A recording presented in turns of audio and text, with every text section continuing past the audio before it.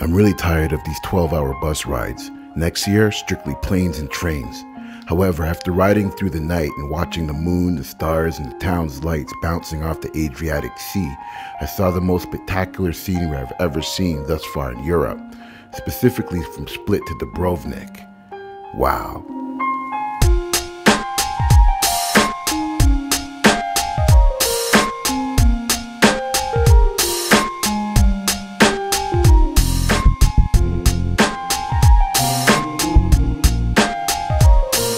We arrived in Mali 50 minutes from Dubrovnik at our private accommodations and went straight to bed. Later that evening, we headed into Old Dubrovnik. Can you tell me now when you're in Dubrovnik how it felt to enter in those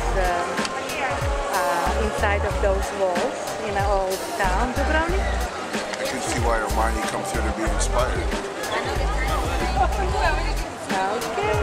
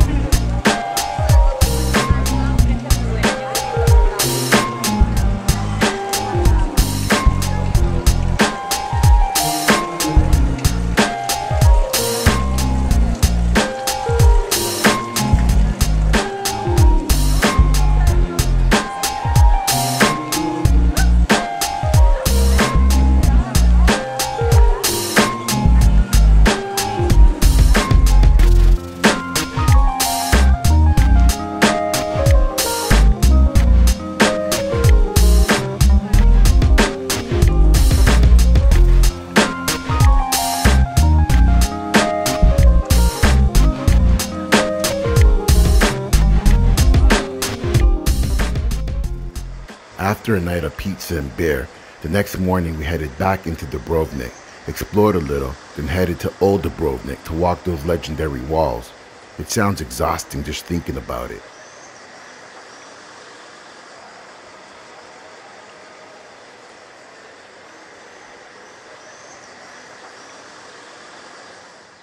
Dubrovnik is one of the most popular tourist destinations on the Adriatic, with a population of 43,770 in 2001.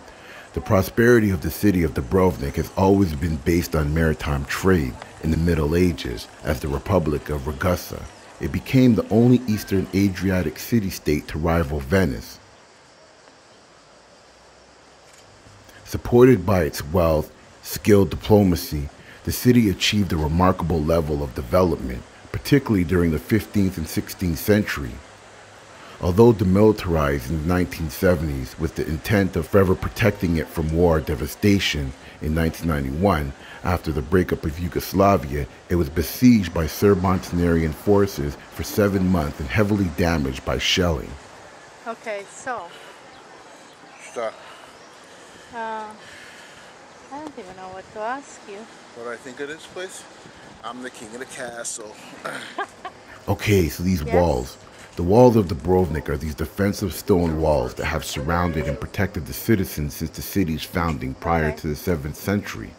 With numerous additions and modifications throughout history, it is considered to be amongst the great fortification systems of the Middle Ages, as they were never breached by hostile army during that time period.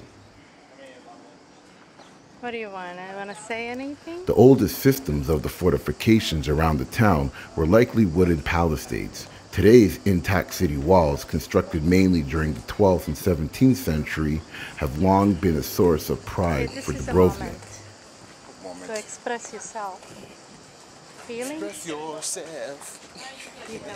The walls run an uninterrupted course of approximately 1,940 meters, 6,360 feet in length, encircling most of the old city, and reach a maximum height of about 25 meters, 82 feet.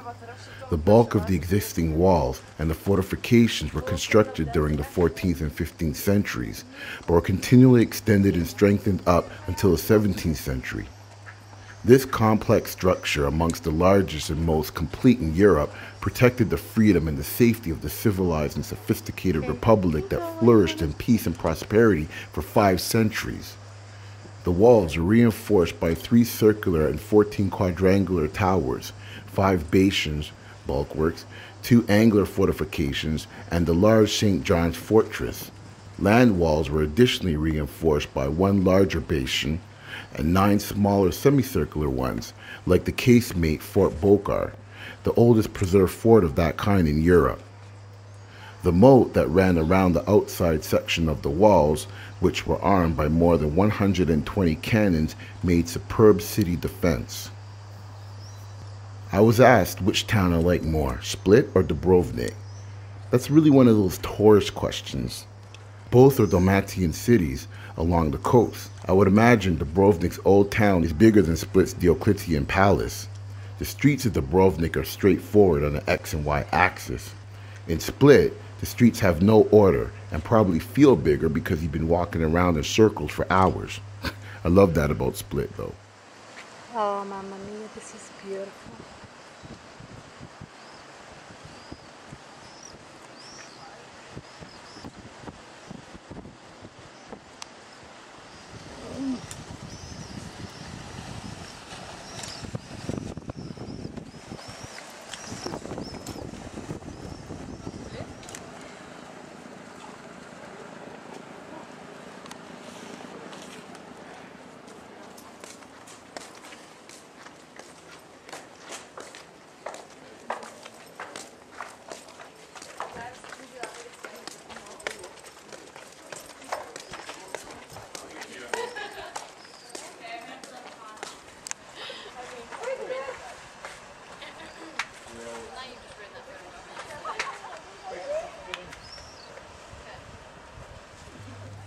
In Croatian, the city is known as Dubrovnik.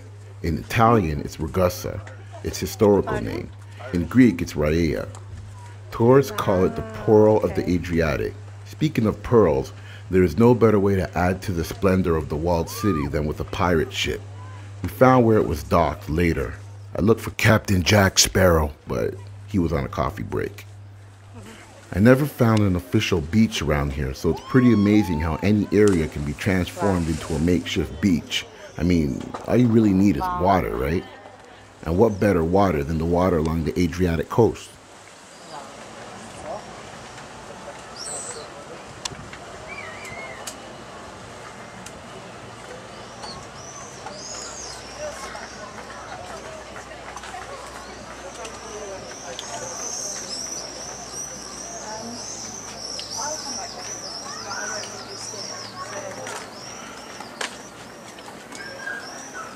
Onions.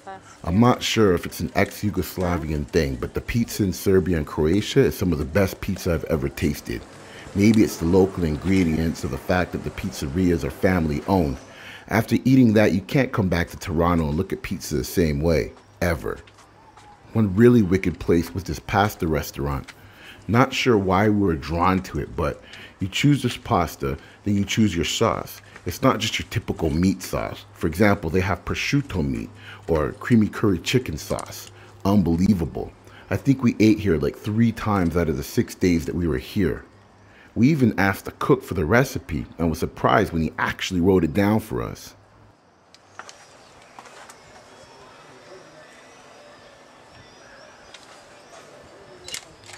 The other highlight was our new friend Baltazar. He walked by a few times staring at us like, who's this black person?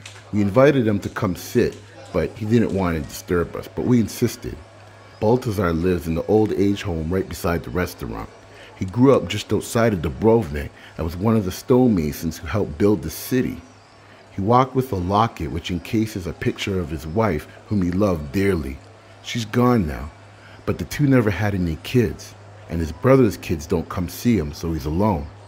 I guess it's still possible to feel like some kind of prisoner behind these walls. Over a few beers, we talked about life, back in his day, the war, and politics behind the once great Yugoslavia. The funny thing is some of the other seniors came and sat down with us to talk. I couldn't help but wonder if this was some sort of scam to get free beer off tourists. But nah, I don't think so. He just wanted good company. Before we left Dubrovnik, we met with him one more time, and I promised him that if we return next year, even if it's for a day, we'll come check him out. Great guy. 2 hours later, exhausted and sweating, we were done walking these walls. Halfway through, they have a voluntary exit for those who can't make it all the way around. I was thinking about heading that way, but I had to finish this. As tiring as it was well worth it, as you get tons of unique perspectives inside and outside of the old city. Back in S1E9, beside the makeshift campgrounds, we actually had time to relax. On the beach, I finally learned how to float in salt water. Once I figured that out, it was napping on water for me. I love these little towns. They make you feel like part of the family. It's different from being in a hotel, much more personal. One night while floating, these DJs were setting up speakers right on the shore.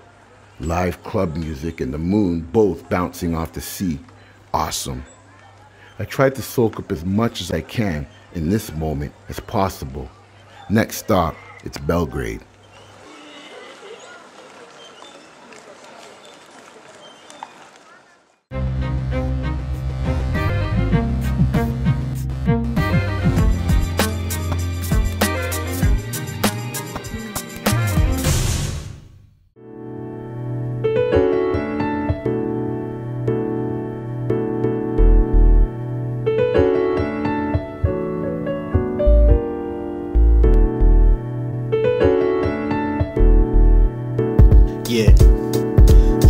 No introduction, what's your function? On the mic, I be disgusting like this was a child abduction. Top of the pile, I feed my 9 to a pedophile. Blaze a L, later that night, I sleep well.